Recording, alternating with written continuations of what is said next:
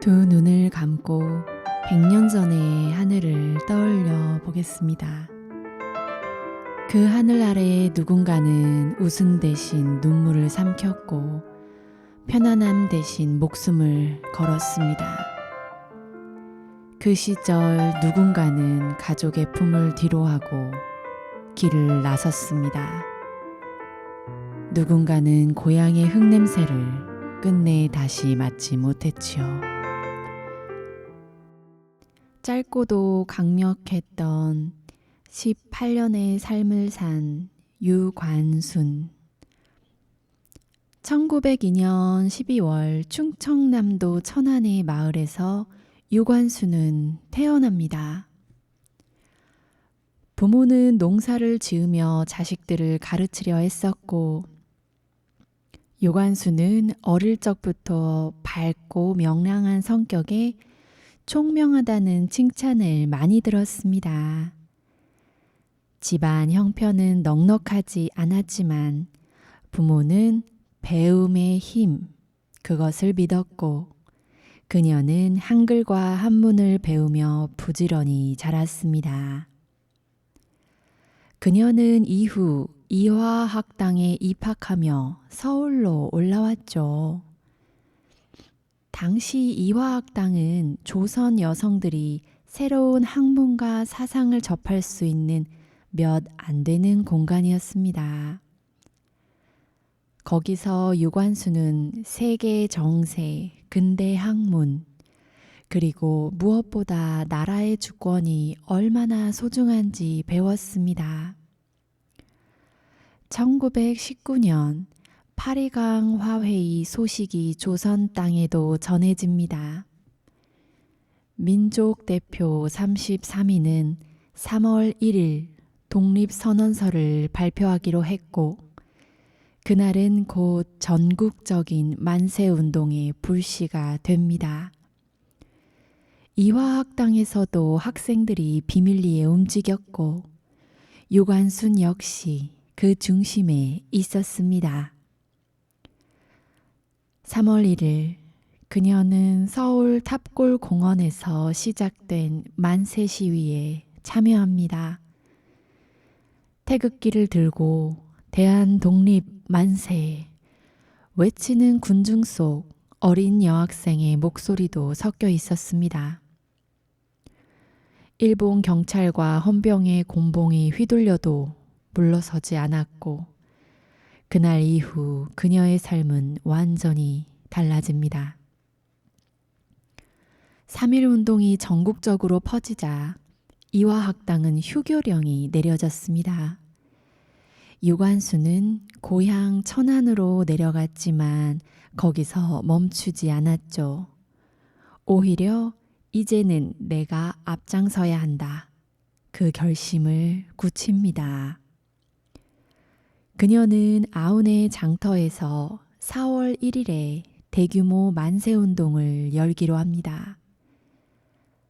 주변 마을에 직접 발로 뛰며 소식을 전했고 태극기를 만들어 나눴습니다. 그날 아운의 장터에는 3,000명이 넘는 군중이 모였습니다. 장터를 가득 메운 사람들은 목이 터져라 독립을 외쳤고, 유관순은 맨 앞에서 태극기를 흔들었습니다.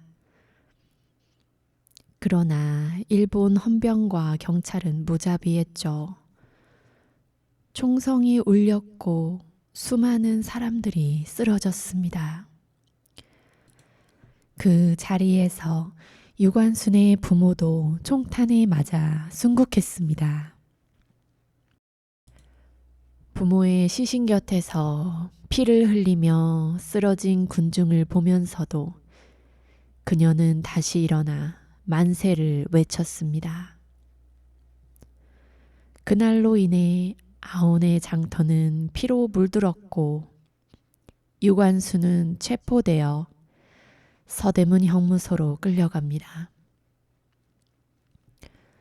서대문 형무소는 냉혹했습니다.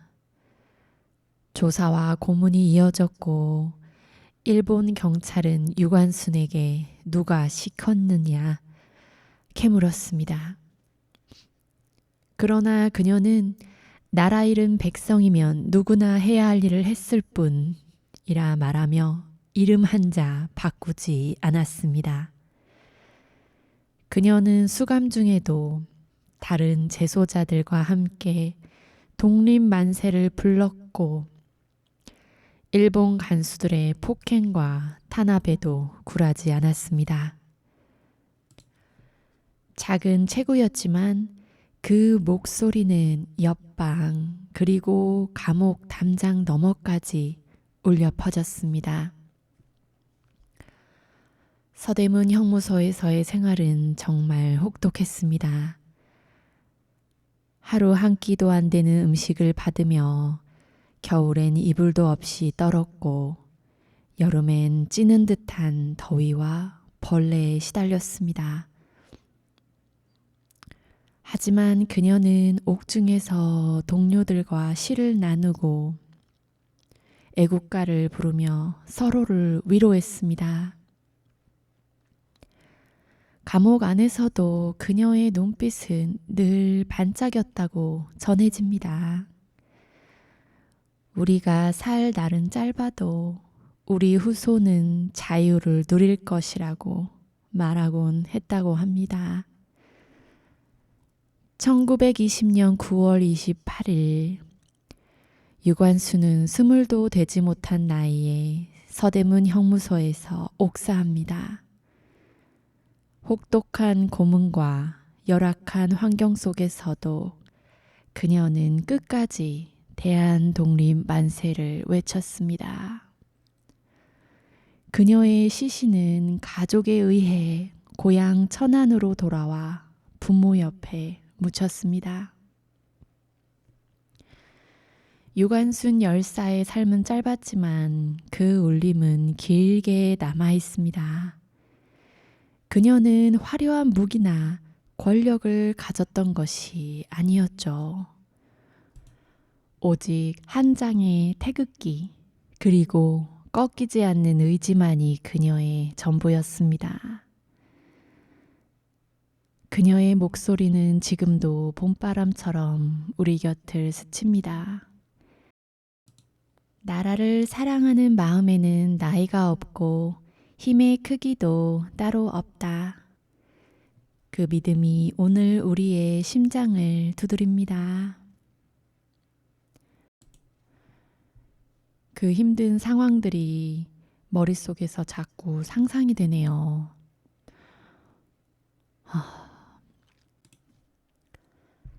나라를 사랑하는 마음은 목숨보다 귀하다. 김구 선생이 남긴 이 말은 오늘날에도 여전히 우리의 가슴속 깊이 울립니다. 1876년 황해도 해주에서 한 아이가 태어났어요. 그 아이의 이름은 김창수. 훗날 백범 김구로 불리게 될 인물입니다. 당시 조선은 쇠락의 길을 걷고 있었고 서양과 일본의 세력이 밀려오며 나라의 운명은 점점 가파른 절벽으로 향하고 있었죠. 김창수는 어린 시절부터 총명하고 기계가 강했습니다.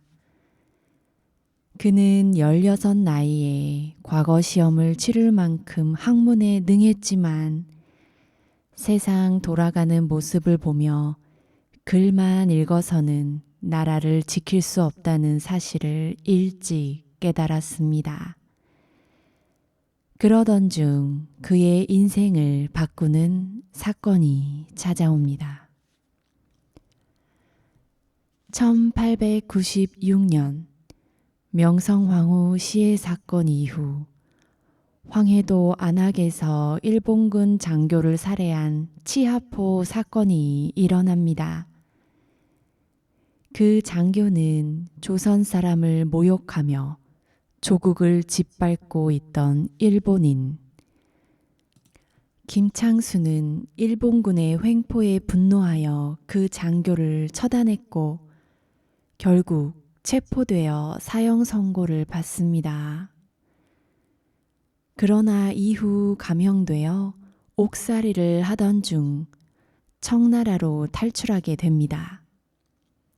이때부터 그는 목숨을 건 독립운동가의 길을 걷기 시작했죠. 1905년 을사늑약으로 나라의 외교권이 빼앗기자 김구는 더욱 결심을 굳혔습니다.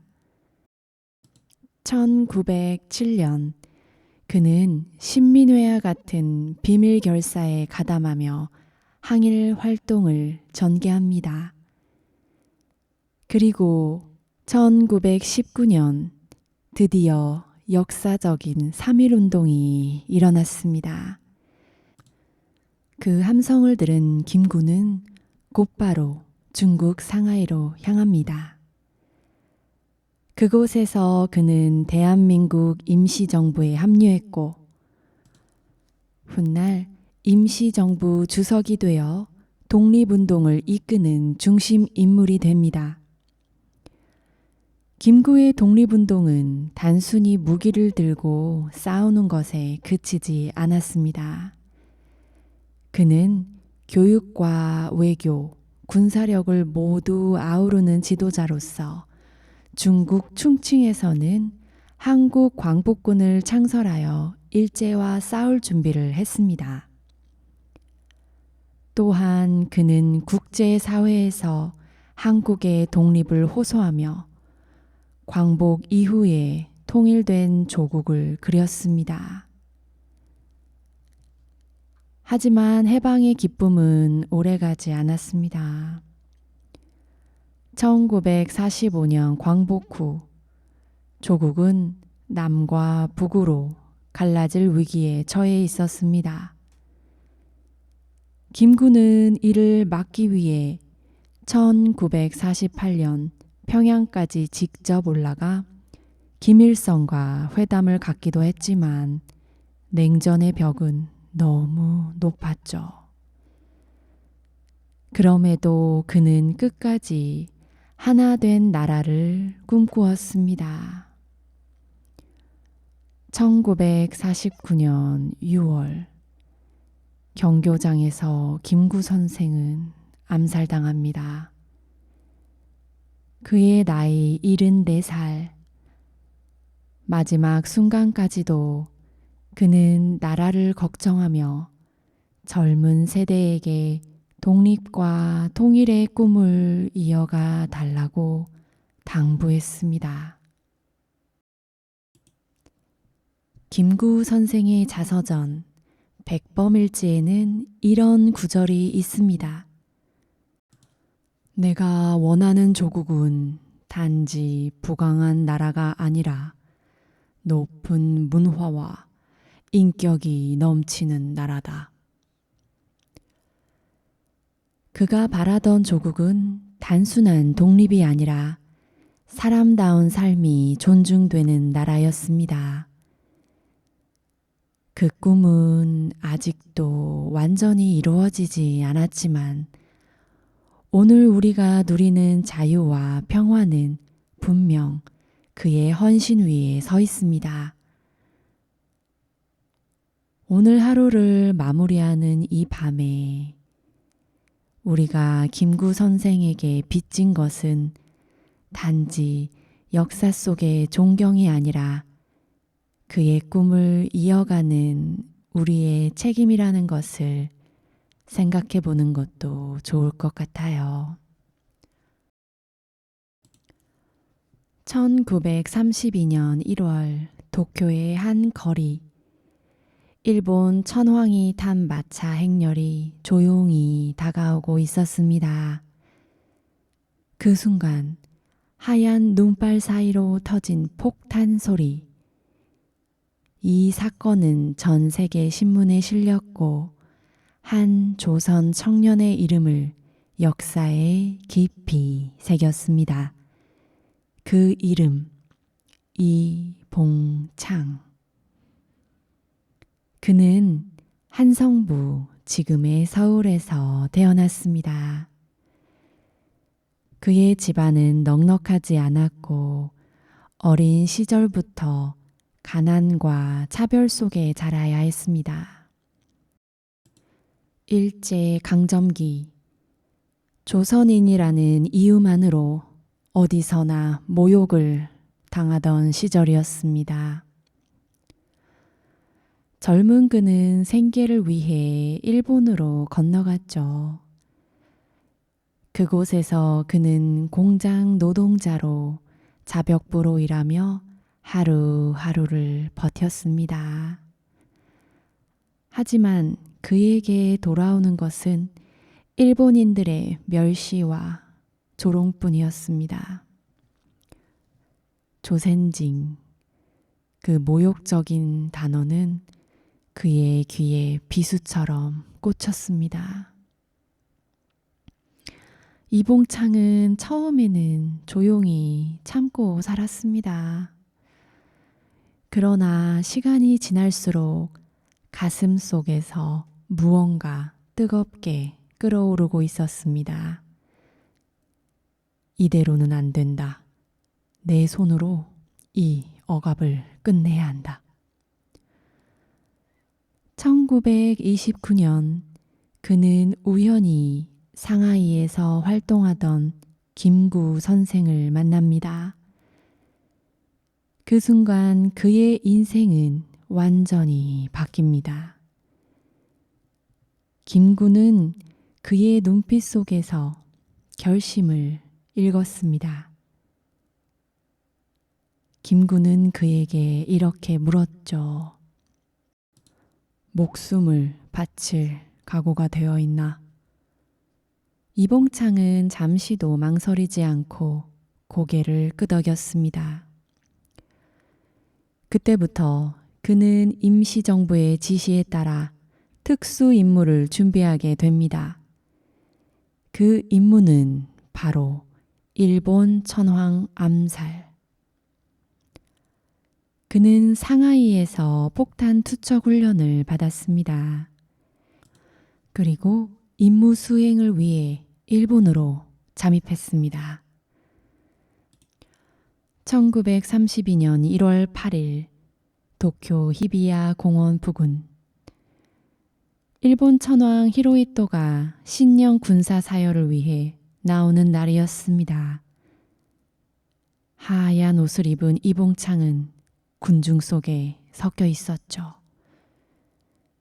그의 손에는 금속 케이스 안에 숨긴 폭탄이 들려 있었습니다. 마차가 다가오자 그는 숨을 크게 들이쉬고 모든 힘을 모아 폭탄을 던졌습니다. 폭탄은 마차 바로 뒤에서 폭발했습니다. 천황은 다치지 않았지만 이 사건은 일본 전역을 충격과 공포로 몰아넣었습니다. 조선인이 천황을 죽이려 했다. 이 소식은 식민지 조선에도 퍼져 사람들의 가슴 속에 오랫동안 꺼져 있던 불씨를 다시 지폈습니다. 그 자리에서 체포된 이봉창은 재판에서 당당하게 자신의 뜻을 밝혔습니다. 나는 조선의 독립을 위해 천황을 처단하려 했다. 나라 없는 백성의 서름이 어떤 것인지 너희가 아느냐? 그는 끝까지 굴하지 않았고 1932년 10월 일본 이치가야 형무소에서 사형이 집행되었습니다. 향년 32세, 너무 젊은 나이였지만 그의 한 번의 결심과 행동은 독립운동사에 길이 남았습니다. 김구 선생은 훗날 백범일지에 이렇게 기록했습니다. 그가 죽음으로 얻고자 한 것은 개인의 명예가 아니라 2천만 조선인의 깨어남이었다. 이봉창 의사의 폭탄은 천황을 쓰러뜨리진 못했지만 일제의 심장부 한복판에서 조선인의 저항 의지를 알렸습니다. 그 울림은 곧 윤봉길 의사의 상하이 홍커우 공원 의교로 이어졌고 독립운동은 더 큰 불길로 번져갔습니다. 오늘 우리가 편안히 숨쉬는 이 땅 위에 그의 뜨거운 결심이 스며 있습니다. 우리에겐 편안한 밤, 이봉창이라는 이름을 한번 조용히 마음에 새겨봅니다. 그 이름은 지금도 우리에게 묻고 있습니다. 당신은 조국을 위해 무엇을 하겠는가? 또 한 사람의 이름을 천천히 불러보겠습니다. 윤봉길. 24해 아주 짧은 삶을 살고 간 청년. 그 생이 남긴 파문은 한 세기를 건너 지금 우리의 가슴까지 잔잔히 전해집니다.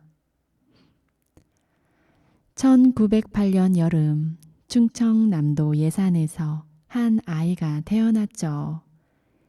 이름은 윤봉길, 아호는 매헌. 그의 어린 시절은 넉넉하지 않았지만 마음은 곱고 단단했습니다. 식민지 조선의 공기를 어린 나이에 고스란히 들이마시며 글과 삶을 함께 익혔지요. 훗날 그는 학교를 그만두고도 서당과 야학을 전전하며 공부를 놓지 않았고 농촌을 일깨우는 야학 독서회를 조직해 농민 독본 같은 교재를 직접 펴내기도 했습니다. 배움이 곧 나라를 세우는 기초라고 믿었기 때문입니다. 밤이면 그는 또래 농민과 청년들을 모았습니다. 글자를 가르치고 마을 잔치에선 직접 연극을 꾸몄습니다. 건강한 몸과 마음이 있어야 마을도 나라의 기운도 일어선다. 그가 동네 체육회를 만들고 농촌 계몽운동을 이어간 까닭이었습니다. 그러나 그의 이름은 곧 일본 특고 경찰의 감시망에 오르내리게 됩니다. 그래도 그는 멈추지 않았죠. 1931년 만주사변의 총성이 동아시아를 흔들던 해 그는 마침내 결심합니다. 말과 글만으론 부족하다. 홀로 그 험한 국경을 넘고 다롄과 칭다오를 거쳐 상하이로 향합니다. 그곳엔 1919년 3.1운동 직후 세워진 대한민국 임시정부가 있었고 김구 선생이 이끌던 한인 애국단이 막 창립되어 특수공작을 준비하던 때였습니다. 윤봉길은 김구를 찾았고 김구는 그 청년의 눈에서 망설임 없는 각오를 읽었습니다.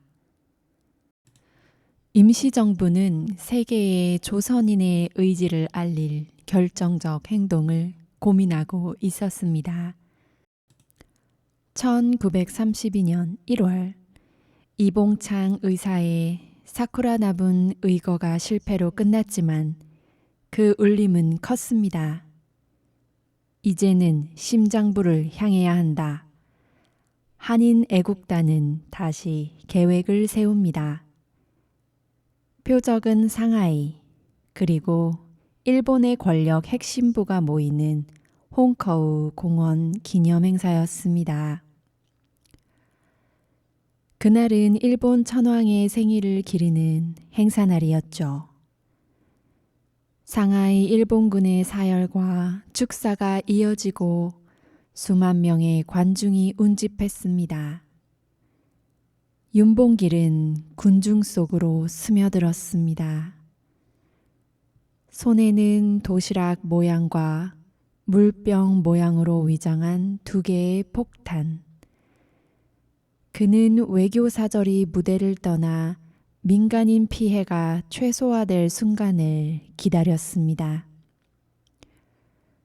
함성이 낮아지고 음악이 잦아들었을 때 그는 물병형 폭탄을 단상 쪽으로 던졌습니다. 굉음, 불꽃, 혼란. 일본군 장성과 관리들이 쓰러졌습니다. 이어 그는 자결을 위해 준비한 2번째 폭탄을 작동시키려 했으나 불발. 곧 군중과 헌병에게 체포되었고 피투성이가 된 채로도 그는 미소를 잃지 않았다고 전해집니다. 그 한 번의 폭발은 일본 제국의 심장부에 조선의 존재를 각인시켰습니다. 그 자리에서 중상을 입은 백천의 장군 시라카와 요시노리는 한 달 뒤 사망했고 주중 공사 시케미스 마모루와 장군 우에다 겐키치는 다리를 잃었으며 제독 노무라 가치사부로는 한쪽 눈을 잃었습니다. 일본 거류 미단장 가와바타 데이지 역시 사망했습니다. 세계 신문이 대서특필했고 중국 지도자 장제스는 임시정부에 대한 지원을 공개적으로 강화합니다. 한 청년이 결단이 국제 정치의 물줄기를 바꿔놓은 순간이었습니다. 윤봉길은 단심으로 사형을 선고받았습니다. 가혹한 고문도 이어졌지만 그는 자신의 이름과 뜻만 또렷이 밝혔습니다. 그는 일본으로 이송되어 1932년 12월 총살형이 집행됩니다. 그의 나이 고작 만 24살, 잠든 도시의 새벽처럼 조용한 마지막이었습니다. 그가 떠난 뒤에도 남겨진 마음은 아물지 않았습니다. 1946년 제일교민들의 노력으로 유해가 발굴되어 서울로 봉환되었고 지금은 효창공원에 잠들어 있습니다. 그 곁엔 꿈을 함께한 동지들의 이름이 나란히 서 있지요. 의거를 앞뒀던 윤봉길은 2 아들에게 남긴 편지를 썼다고 합니다. 20줄 남짓의 그 글에는 사치도 한탄도 없습니다. 나라를 위해 아버지는 떠난다. 너희는 바르고 굳세게 자라라. 요지는 단순하지만 한 글자 한 글자가 아버지의 체온처럼 따뜻합니다. 의거 직전 그는 김구와 시계를 맞바꿨다는 기록도 있습니다. 다시 만나면 돌려주자. 그 작은 약속은 결국 영원한 이별의 증표가 돼버렸죠. 그의 행동은 곧 윤봉길, 이봉창, 백정기로 이어지는 한인 애국단 투쟁의 상징이 되었고 동시에 중국 국민정부가 임정에 제공하는 정치, 재정, 군사 지원의 전환점이 됩니다. 한 청년의 결단이 광복의 전략 지형을 바꿔놓은 것입니다. 오늘 우리가 숨쉬는 이 땅의 공기에는 그날의 화약 냄새 대신 그의 결기가 희미한 향처럼 배어 있습니다. 그는 민간인을 해치지 않겠다는 원칙 아래 표적을 군사 정치 지도부로 제안했고 외교 사절의 무대를 떠난 뒤 행동에 나섰습니다. 폭력의 시대였지만 최소한의 선을 지키려 한 윤리의 경계가 그의 기록 곳곳에서 확인됩니다. 우리는 나라를 위해 할 수 있는 일이 무엇일까요? 그 답은 거창한 영혼당 속이 아니라 하루의 선택 속에 숨어 있을지 모릅니다. 부정 앞에서 한 걸음 물러서지 않는 것, 약한 이의 손을 먼저 잡아주는 것, 서서히 그러나 꾸준히 내 자리를 지키는 것.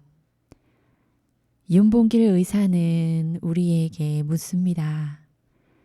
당신의 오늘은 내일의 누군가에게 빛이 될 수 있습니까?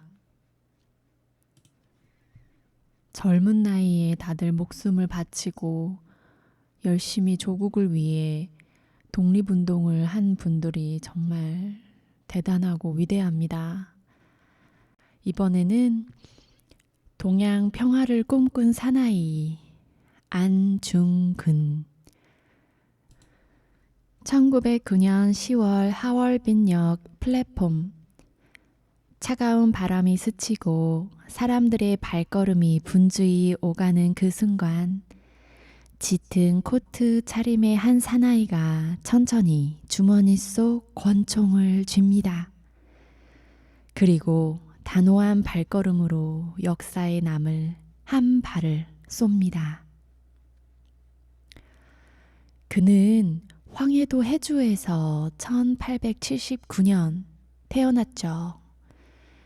그의 집안은 비교적 부유했고 어릴 시절부터 총명했습니다. 본래 이름은 안응칠, 훗날 안중근이라는 이름을 쓰게 되죠. 안중근은 9세 때 한학을 배우며 유교 경전을 익혔고 청소년 시절에는 서양식 교육과 사격술에도 관심을 가졌습니다. 특히 그는 사격의 명수로 새를 날아가다 마치는 솜씨로도 유명했습니다. 이후 인천의 덕원학교를 거쳐 천주교 세례를 받아 도마라는 세례명도 갖게 됩니다. 1894년 청일전쟁과 1904년 러일전쟁을 거치며 조선은 점점 일본의 영향권에 놓였습니다. 1905년 을사늑약이 체결되자 조선의 외교권은 완전히 박탈됩니다. 안중근은 이 소식을 듣고 크게 분노했습니다.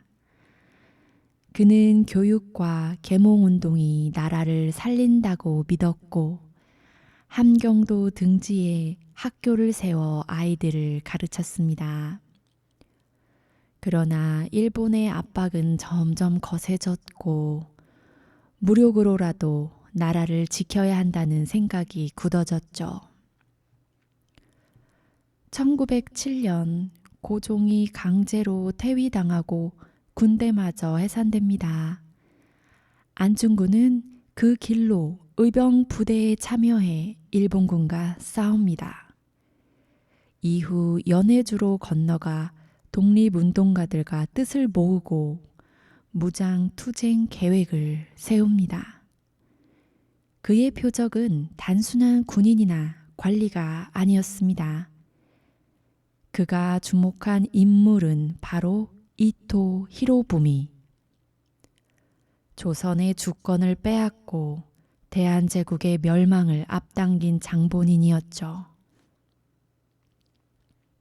1909년 이토 히로부미가 러시아 재무 대신 코콧 크루프체프와 회담을 위해 하얼빈을 방문한다는 첩보가 들어옵니다. 안중근은 동지들과 그를 저격하기 위한 작전을 세우죠. 10월 26일 아침 하얼빈역.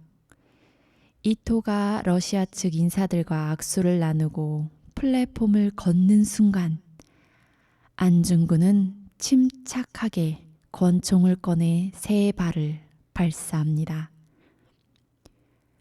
이토는 현장에서 치명상을 입고 쓰러졌고 일본 헌병들은 즉시 안중근을 체포합니다. 그는 체포되는 순간에도 대한민국 만세 외쳤습니다. 사람들은 놀랐고 일본인조차 그의 침착함과 당당함에 혀를 내둘렀습니다. 안중근은 여순 감옥에 수감됩니다. 그는 재판 과정에서 당당하게 이토를 쏜 이유를 조목조목 밝혔습니다. 이토가 조선 병합을 주도했고 고종을 강제로 퇴위시켰으며 한국의 주권을 빼앗고 수많은 무고한 사람을 죽였다는 사실을 조리 있게 설명했습니다. 그는 재판 중에도 일본 측 변호인과 통역에게 예의를 지키며 나는 테러리스트가 아니라 전쟁 중에 병사일 뿐이라고 강조했습니다. 그리고 동양 평화론을 지필하며 한국, 중국, 일본이 협력해 서구 열강에 맞서야 한다는 이상을 남깁니다. 1910년 3월 안중근은 형장의 이슬로 사라집니다. 그의 나이 31세. 사형 직전 그는 마지막 부탁을 남깁니다. 나의 뼈는 조국이 독립할 때 고국으로 가져다 다오. 하지만 아직까지도 그의 유해는 돌아오지 못하고 있습니다. 여순 감옥 어딘가에 묻혔을 것으로 추정될 뿐 정확한 위치는 알려지지 않았습니다. 안중근 의사는 단순히 총을 쏜 사람이 아니었습니다. 그는 교육자였고 사상가였으며 이상을 꿈꾼 사람이었습니다. 그의 한 발의 총성은 조선만이 아니라 전 세계에 울려 퍼졌습니다. 안중근. 그 이름 속에는 용기와 정의 그리고 동양 평화의 꿈이 살아 있습니다. 다음 인물은 민족의 스승 도산 안창호. 1878년 평안남도 강서군 초리마을 한 작은 시골 마을에 훗날 도산이라 불리며 한 세대의 정신을 세울 인물이 태어났습니다. 그의 이름은 안창호. 그의 삶은 결코 화려하지 않았지만 그 정신은 누구보다도 높고 넓었습니다. 그는 어릴 적부터 총명했고 무엇보다도 배우고자 하는 마음이 강했죠. 조선 말기 시골에서의 교육 환경은 매우 열악했습니다. 그는 13살 때 상경하여 새로운 배움의 길을 찾았죠. 특히 서양식 교육과 기독교 정신에 깊이 감화받았죠. 이후 창호라는 이름 뒤에 도산이라는 호를 더하며 스스로를 학문과 인격을 닦는 사람으로 자리매김했습니다. 1895년 조선은 갑오개혁과 청일전쟁 이후 혼란에 빠져 있었습니다. 안창호는 이 상황에서 나라를 바로 세우기 위해서는 새로운 배움과 사상이 필요하다고 믿었습니다. 그래서 1902년 미국으로 떠납니다.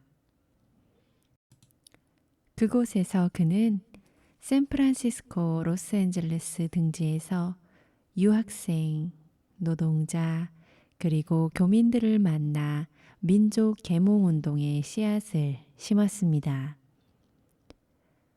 미국 이민사회 속에서 그는 흥사단을 창립합니다.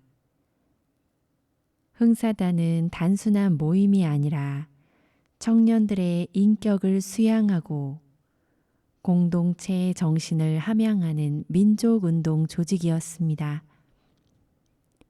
그의 목표는 단순히 독립만이 아니라 독립 이후 올바른 나라를 세우는 것이었습니다. 1907년 안창호는 고국으로 돌아와 대성학교를 설립합니다. 이 학교는 조선의 청년들에게 과학과 근대적 지식을 가르치는 곳이었습니다. 그는 나라의 힘은 국민의 힘에서 나온다고 믿었고, 국민의 힘은 교육과 도덕성에서 나온다고 강조했습니다. 그의 강연은 단순한 열변이 아니었습니다. 차분하지만 단호한 목소리로 한 명 한 명의 마음속에 불씨를 심었습니다. 독립은 하루아침에 오는 것이 아니다. 준비된 민족만이 독립을 이룰 수 있다. 이것이 그의 신념이었습니다. 1919년 3.1운동이 전국으로 번졌죠. 그해 4월 중국 상하이에서 대한민국 임시정부가 수립됩니다. 안창호는 임시정부의 국무총리 대리를 맡아 조직을 정비하고 각 부서를 체계적으로 만들었습니다. 그의 탁월한 조직력과 청렴한 인품은 동지들의 존경을 받았습니다. 그는 단순한 정치가가 아니었습니다. 그는 언제나 교육과 인격 함양을 바탕으로 긴 호흡의 독립운동을 설계했습니다. 그에게 독립운동은 정권을 잡는 일이 아니라 나라를 세우는 일이었기 때문입니다. 일제는 그의 활동을 끊임없이 감시했죠. 1920년대와 30년대 그는 여러 차례 체포와 투옥을 당합니다. 혹독한 옥중 생활 속에서도 그는 무너지지 않았죠. 감옥 안에서조차 청년들에게 보낼 글을 쓰고 독립운동의 계획을 세웠습니다. 그는 늘 말했습니다. 내가 감옥에 있어도 나의 이상은 감옥에 갇히지 않는다. 1937년 그는 다시 체포되어 서대문 형무소에 수감됩니다. 혹독한 고문과 병으로 건강이 급속히 악화됩니다. 1938년 3월 서울에서 그는 끝내 숨을 거둡니다. 향년 60세, 임종 직전에도 그는 나는 아직 해야 할 일이 많다 말하며 눈을 감지 못했다 합니다. 그의 장례식에는 수많은 청년과 시민이 모였습니다. 모두가 알고 있었죠. 이 한 사람의 죽음이 단순한 개인의 죽음이 아니라 민족의 한 시대의 종언이라는 것을. 도산 안창호는 총을 들고 싸우는 독립투사가 아니었습니다. 그의 무기는 사상과 교육 그리고 도덕이었습니다. 그는 독립 이후에도 부끄럽지 않은 나라를 만들기 위해 한 사람 한 사람의 인격을 세우는데 평생을 바쳤습니다. 그의 삶은 우리에게 말합니다. 나라를 사랑한다면 먼저 사람을 세워라. 다음 인물은 모든 것을 버리고 독립의 길에 선 사람 이회영 선생. 1876년 조선의 명문가에서 한 아기가 태어납니다. 그의 집안은 당시 조선에서 손꼽히는 대지주이자 고위 관료 가문이었습니다. 어린 시절부터 글과 무예를 익히고 세상 이치를 배우며 성장했습니다. 그에게 주어진 것은 부와 명예 그리고 안정된 미래였죠. 하지만 그는 평생 그 모든 것을 버리고 험난한 길을 걸었습니다. 이회영은 젊은 시절부터 시대의 변화를 예리하게 느꼈습니다. 조선은 점점 일본의 영향권에 들어가고 있었고 백성들의 삶은 피폐해져 갔습니다. 개혁과 자주 독립을 꿈꾸던 그는 형제들과 함께 신문물을 배우며 나라를 구할 길을 찾았습니다. 그는 당시 유학과 개화 사상을 적극적으로 받아들였고 서양의 민주주의와 근대 교육의 필요성을 강조했습니다. 그는 부유한 집안의 청년이었지만 이미 마음은 안락한 삶에서 멀어져 있었죠. 이회영은 깊은 절망 속에서 결심합니다. 이 나라를 되찾기 위해 내가 가진 모든 것을 바치겠다. 그는 형제 6과 함께 엄청난 결단을 내립니다. 집안이 대대로 물려받은 전 재산, 당시 가치로 약 6억 원에 해당하는 재산을 처분한 것입니다. 그 땅과 집, 재산은 모두 독립운동 자금으로 바쳤습니다. 그들은 이 돈으로 무기를 사고 학교를 세우고 청년들을 교육하기로 했습니다. 1911년 이회영과 형제들은 만주 서간도로 망명합니다. 그곳에 그들은 신흥 무관학교를 세웁니다. 이 학교는 독립군을 양성하는 요람이었고 훗날 수많은 독립군 장교와 투사를 배출했습니다. 그 속에는 김좌진 장군, 지청천 장군 등 이름만 들어도 가슴 뛰는 인물들이 있었습니다. 하지만 서간도의 환경은 혹독했죠. 영하 30도의 겨울, 변변한 난방도 식량도 없이 청년들을 가르쳤습니다. 이회영 자신도 무거운 짐을 지고 나무를 해오며 학생들과 함께 고생했습니다. 그는 말했습니다. 나라 없는 백성은 부끄럽다. 하지만 나라를 되찾기 위해 싸우지 않는 백성은 더욱 부끄럽다. 1910년대와 20년대에 그는 만주와 연해주, 상하이, 베이징 등지를 오가며 무장 독립운동을 지원했습니다. 독립군의 무기 조달, 군사훈련, 자금 마련 등 눈에 보이지 않는 일들을 도맡았습니다. 그의 활동은 점점 일본 경찰의 표적이 되었죠. 친일파들은 그를 미친 이상주의자라 비웃었지만 그는 아랑곳하지 않았습니다. 그는 재산을 이미 다 바쳤고 몸마저도 조국을 위해 던질 각오가 되어 있었습니다. 1932년 이회영은 중국 베이징에서 비밀리에 독립운동을 이어가고 있었죠. 그해 11월 일본 헌병대에 체포되었고 혹독한 고문이 이어졌습니다. 그는 끝내 입을 열지 않았죠. 57세의 나이로 옥중에서 순국합니다. 그의 시신은 가족에게조차 돌아가지 못했습니다.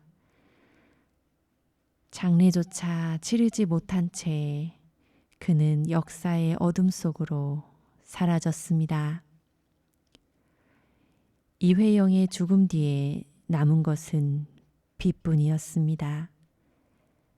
전 재산을 독립운동에 바친 탓에 그의 가족은 극심한 빈곤 속에 살아야 했습니다. 그는 명문가의 아들로 태어났지만 마지막은 가난한 망명객으로 생을 마쳤습니다. 그러나 그는 누구보다도 부유한 사람입니다. 그가 가진 것은 재산이 아니라 조국을 향한 순수한 사랑과 끝없는 용기가 있기 때문입니다. 이번 인물은 백야 김좌진 장군입니다. 1889년 충청남도 홍성에서 김좌진 장군이 태어났습니다.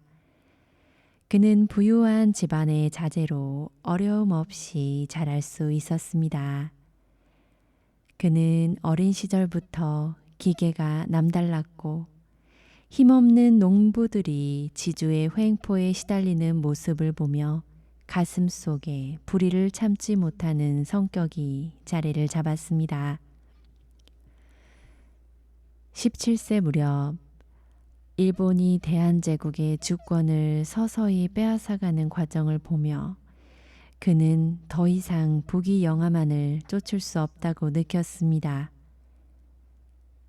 나라가 없으면 집도 재산도 이름도 없다. 그의 젊은 피 속에 독립을 향한 불씨가 타오르기 시작했죠.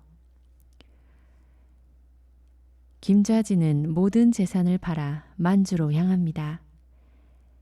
그곳에서 독립군을 양성하기 위한 신민회 활동과 군사 훈련에 참여했고 특히 젊은이들에게 사격과 전술을 가르쳤습니다. 1914년 그는 대한광복군 사령관으로 임명되며 본격적으로 무장투쟁의 선봉에 섰습니다. 그의 지휘 아래 독립군은 점점 강해졌고 일본군에게 위협적인 존재가 되었죠. 1920년 가을 일본군은 간도 지역에 독립군 근거지를 초토화하려는 간도 참변 작전을 시작합니다. 이에 김좌진 장군은 홍범도 장군과 연합하여 결전을 준비했습니다.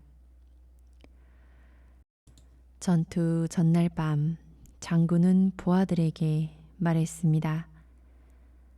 우리가 패하면 이 산과 들은 일본의 것이 된다. 하지만 우리가 이기면 조선의 호는 살아남는다. 1920년 10월 21일부터 10월 26일까지 청산리와 백운평, 어랑촌, 완로구 등지에서 치열한 전투가 벌어졌습니다.